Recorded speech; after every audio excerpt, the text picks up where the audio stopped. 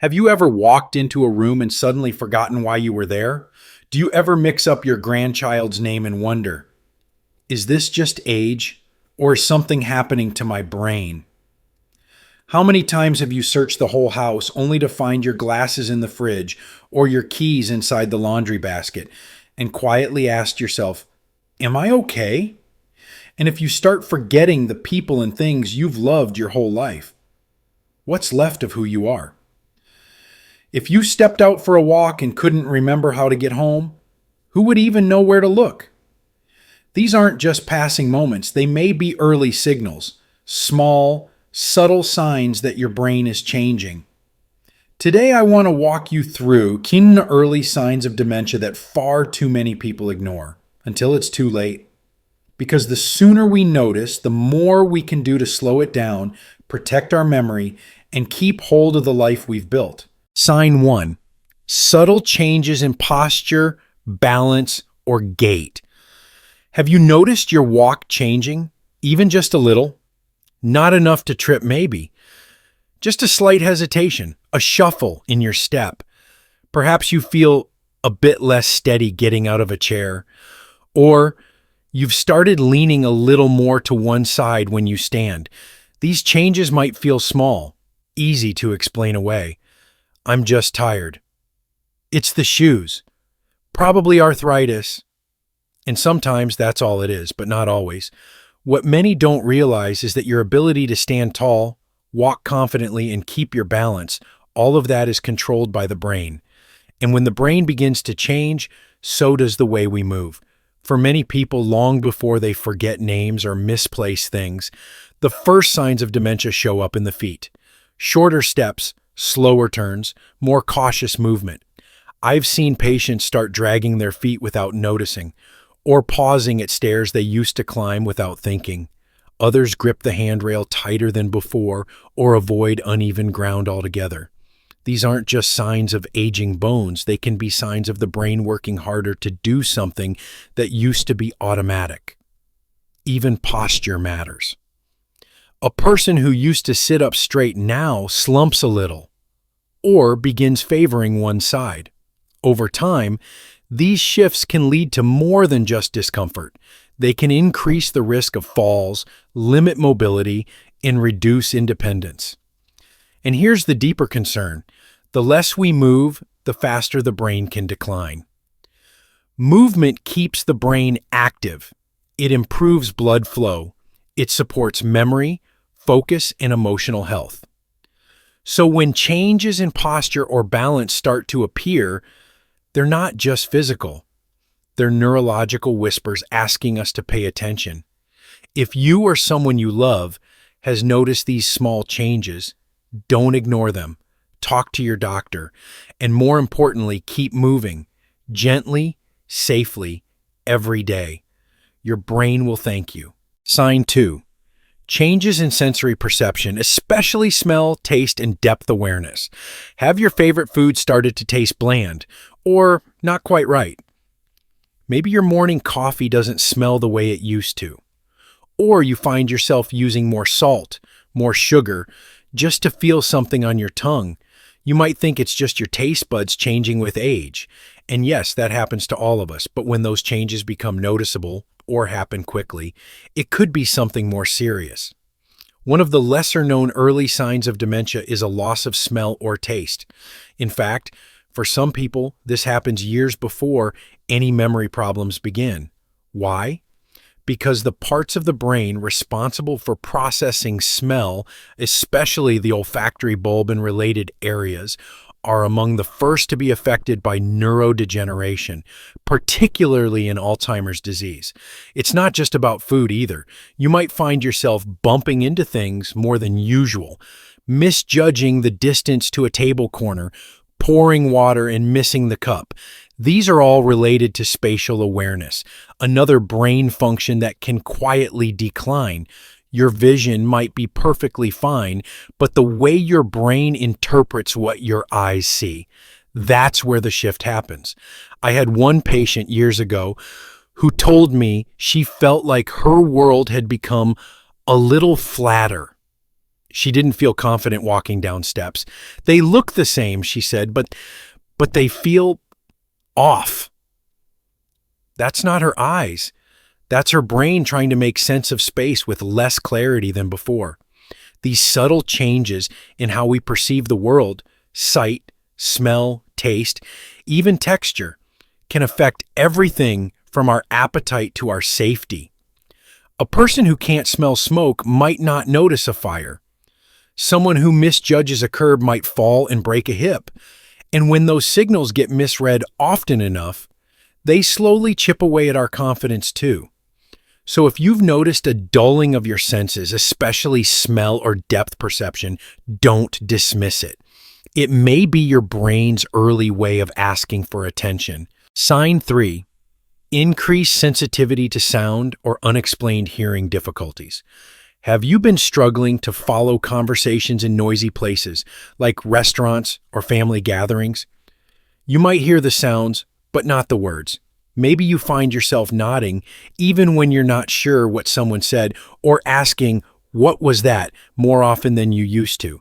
It's easy to assume that this is just normal hearing loss, and in many cases it is. But when changes in hearing are paired with confusion, or when loud sounds feel overwhelming, there may be something more happening. This is where hearing and brain health intersect. Studies now show a strong connection between midlife hearing loss and an increased risk of dementia later on. When our ears stop working well, the brain has to work harder to fill in the gaps. It strains to understand speech, to track background noise, to make sense of conversations. Over time, that extra mental load, called cognitive strain, can begin to wear down attention, memory, and language skills. And it's not just about what we can or can't hear. It's also about how sound makes us feel. People in early stages of cognitive decline often become more sensitive to noise. A television that once felt normal now feels too loud. A crowded room can feel like chaos. This sensitivity can lead people to withdraw, avoiding group conversations, skipping church, or turning down family dinners. It's a quiet kind of isolation, and it often goes unnoticed until it's deeply rooted. But here's the hopeful part. Treating hearing loss early may protect brain function. Whether it's wooing hearing aids, minimizing background noise, or simply being honest with family about your needs, supporting your hearing is a direct way to support your brain. If you've noticed these changes in yourself or someone close to you, start with a simple hearing check. It might feel like a small step, but for your brain, it could be a powerful one. Sign 4. Disrupted sleep, fragmented nights, and overwhelming daytime fatigue. There's a kind of tiredness that sleep doesn't fix. You lie in bed for hours, tossing, turning, waking at the smallest sound. The clock glows. Midnight, 2 a.m., 4:15, and still your mind can't rest. Then morning comes, and your body feels heavier than it should.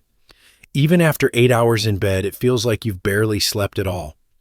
Over time, this kind of exhaustion begins to seep into the rest of your life. You stop walking as far. You cancel plans. You nap in the afternoon, longer each time, and still feel unrefreshed. What begins as just a rough night becomes something more chronic. And what's frightening is many people think it's normal, but it's not. Persistent sleep disruption, especially in later life, can be a sign of neurological imbalance. And in many cases, it's one of the earliest red flags for developing dementia. The brain relies on deep sleep not just for rest, but for repair. During the deepest stages of sleep, the brain clears out waste, proteins and toxins that, when left to build up, have been directly linked to memory loss and neurodegeneration. Without that nightly cleanse, things accumulate. Memory becomes foggy, moods darken, focus weakens. The body feels present, but the mind struggles to keep up. Some people experience vivid nightmares. Others begin to move or speak during dreams, kicking, flinching, calling out. These movements may seem odd or harmless, but research shows they often signal changes in the deeper structures of the brain. The cruelty of this sign is that it's invisible. No one sees your restless nights. No one feels that fog behind your eyes. But you do. And ignoring it only invites further decline. The path to clearer thinking might begin, not with a pill or a puzzle, but with something as simple and profound as reclaiming your rest. Sign 5. Emotional withdrawal, apathy, and loss of joy. Something quiet starts to disappear. You no longer reach for your favorite book. The garden you once tended with love now grows wild. The music that once moved you now plays in the background, unnoticed. Phone calls go unanswered. Family gatherings feel like noise. The world continues, but you begin to step back from it, one small decision at a time. This isn't sadness. It's something deeper. A stillness that settles into your days. A sense that nothing really matters. Not enough to get up, not enough to try. In medicine, we call it apathy, but to live it feels like fading. This loss of drive, of motivation, is not always obvious to those around you. It's easy to mistake it for depression or just slowing down with age. But when someone begins to disengage from life, not just for a week or a season, but gradually, persistently, it may reflect changes in the brain's ability to process emotion, reward, and meaning. Early dementia doesn't just touch memory, it touches the heart. It dulls the brightness of things once loved. People become quieter, more passive. They stop initiating conversation. They stop laughing at jokes. They seem present but not entirely there. And perhaps the most painful part, they don't notice, or they can't explain it. The color drains from life, and they don't know why. This isn't something that will fix itself with time. Left unspoken, apathy often deepens into isolation. The longer someone pulls away from joy, the harder it becomes to find their way back. But there is hope. Even small sparks, a morning walk, a shared meal, music, prayer can begin to light a path out. We must never underestimate the power of meaning, of purpose, even in its gentlest forms. Sign 6. Difficulty finding words and increasing struggles with communication. There's a moment, mid-sentence, when everything stops. The word is right there. You can feel it. You know what you want to say, but it doesn't come. It hangs just out of reach, like something behind fogged glass. You fumble, you hesitate, and the sentence crumbles in your hands. At first, it happens once in a while. A name slips. A word gets replaced. Thing instead of remote. Him instead of David. Maybe it's annoying, maybe a little embarrassing, but soon the pauses grow longer. Conversations become harder to follow. You lose your place. You repeat yourself. And worst of all, you begin to notice people noticing. For many, this is the most frightening sign of all because it feels like losing your voice. Language is how we connect. It's how we express love, ask for help, share a memory. When language begins to falter, relationships change. You might avoid talking in groups, afraid of sounding confused.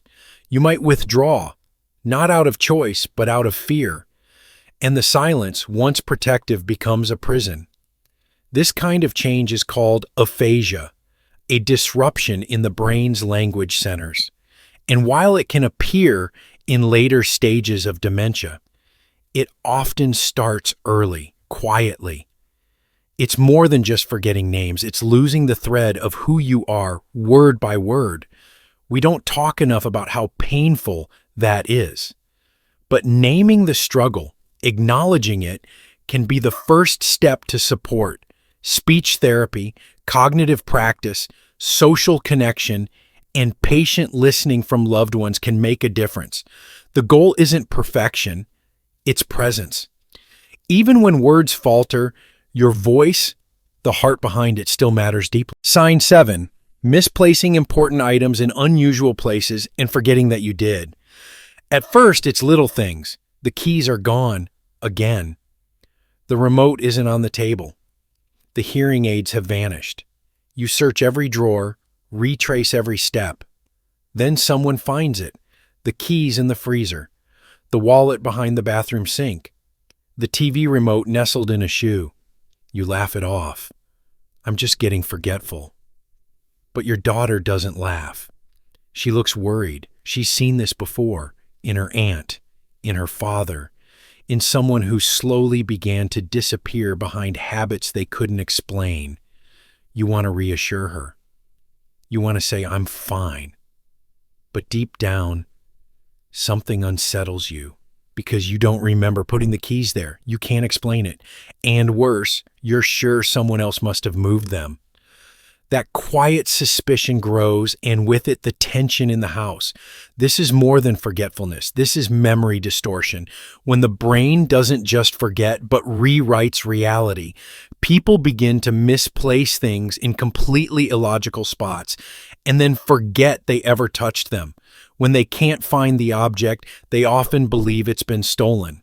And without meaning to, they start accusing the very people trying to help. Spouses, children, even caregivers suddenly become suspects. That shift creates heartbreak. Trust erodes. Family members feel helpless, blamed, even hurt. And the person experiencing it may not see any of it, only the confusion, the fear, the loss of control. This is where dementia gets personal. Not because it's dangerous, but because it begins to separate us from the people we love, from the routines that kept us steady, from the sense of I know where I belong. If this has happened in your home, don't wait for it to get worse. What feels small now can quietly grow into a wall between you and your family. And that wall can be taken down, but only if we name it early. Sign 8. Seeing or sensing things that aren't really there. It starts with something odd. You hear someone call your name, but no one's home. You see movement out of the corner of your eye, but nothing's there. One night, you smell smoke, but there's no fire. Another day, you're sure you saw a man standing in the hallway, but when your son checks, the house is empty. At first, you keep it to yourself. You don't want to sound crazy, but inside, a quiet fear builds. What's happening to me? What's even harder is how your family reacts. They grow tense, concerned, scared. They ask questions. What do you mean someone was outside? Mom, there's no smoke.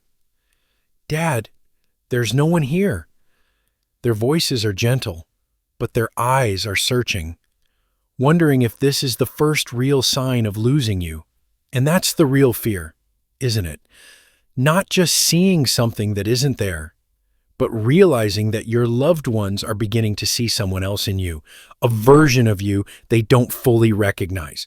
Hallucinations are more common than we admit, especially in certain types of dementia like Lewy body or advanced Alzheimer's.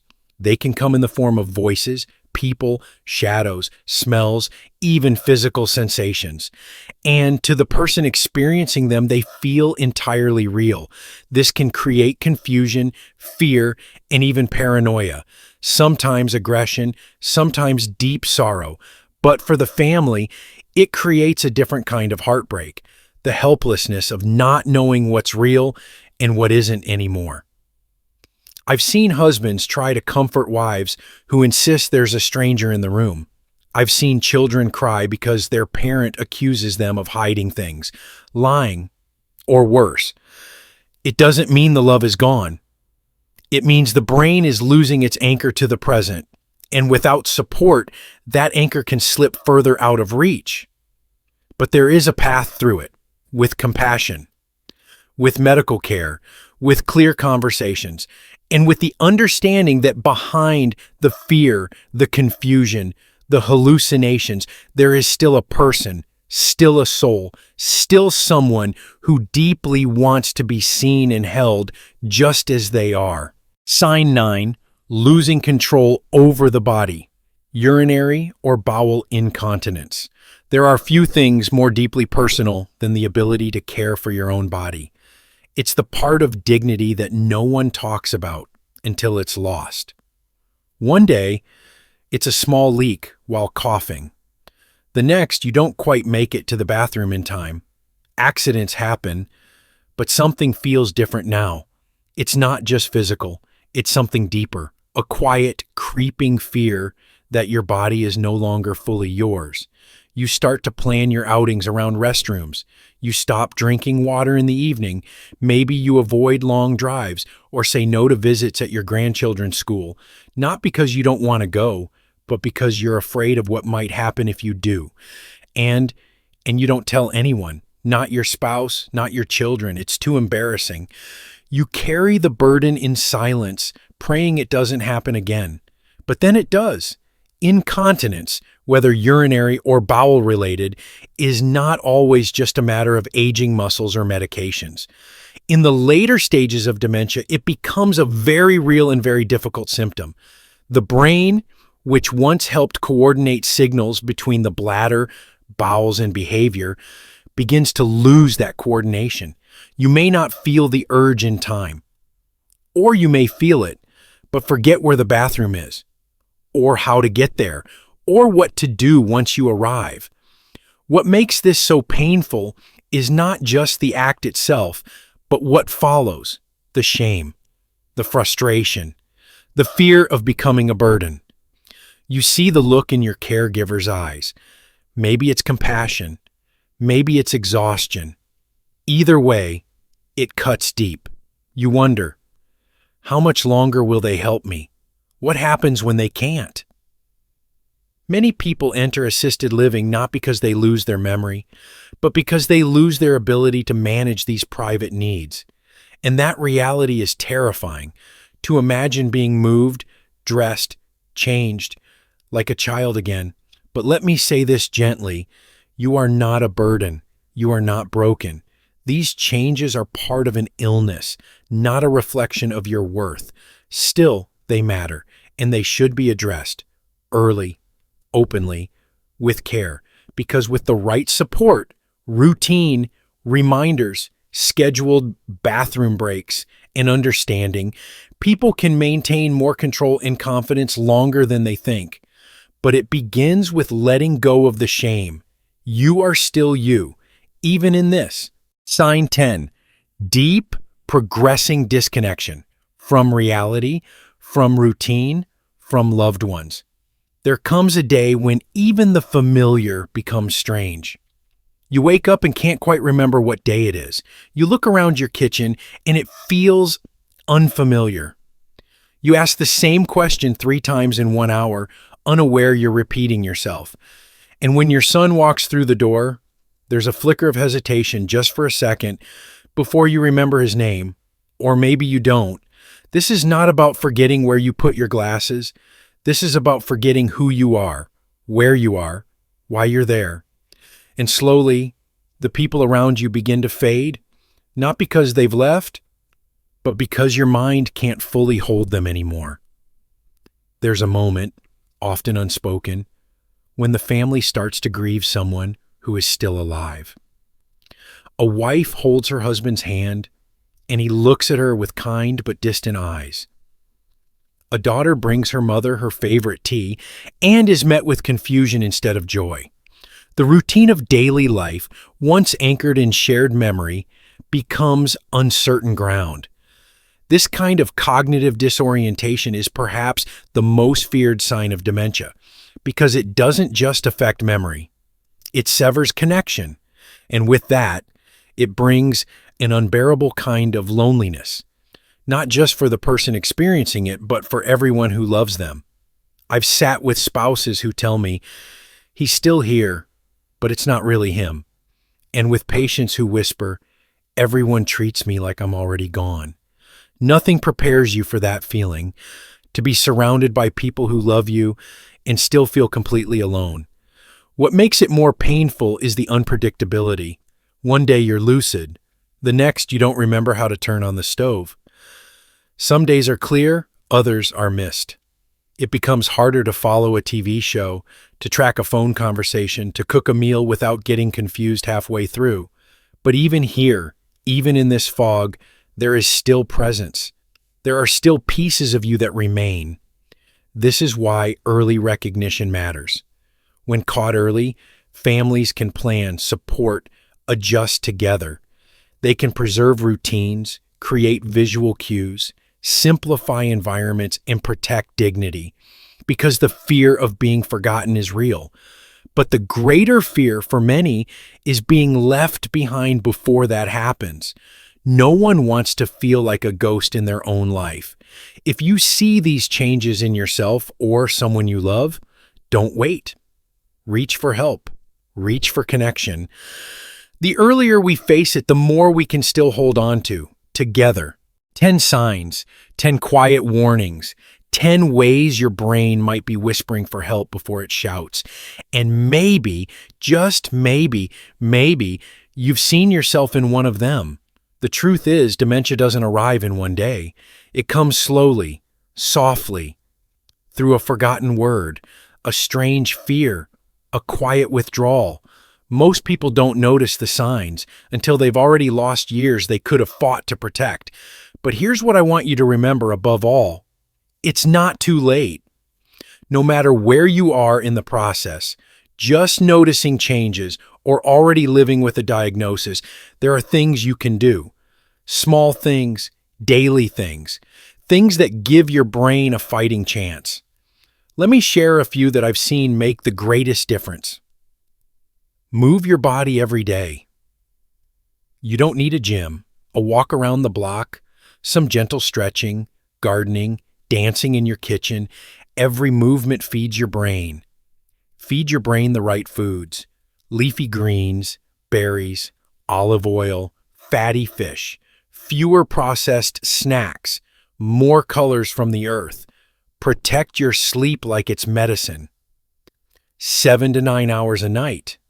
Regular bedtime, less screen time before bed. Deep sleep clears waste from the brain, literally. Challenge your mind. Learn a new song, do a puzzle, tell your story, speak another language, even just a few words. The brain loves a little work. Stay connected. Call a friend. Join a group. Say yes to Sunday dinners. Loneliness shrinks the brain, but even small moments of connection help it grow stronger. Manage your health. High blood pressure, diabetes, hearing loss, depression. These aren't just physical conditions. They affect the brain too. Take them seriously. Ask for help early. See a doctor. Ask questions. Don't wait for a big symptom. Early support leads to better outcomes and more time. You are not powerless. You are not broken. You are not alone. The brain, like the heart, responds to care, to nourishment, to love. Even a brain in decline can still experience joy, connection, growth. It can still remember kindness. It can still feel purpose. So please, if any part of this video resonated with you, do something today, not because you're afraid, but because you believe your life still holds meaning, because you believe you still matter. This is Elders Insight, where small changes today help you live stronger, wiser, and more fully tomorrow.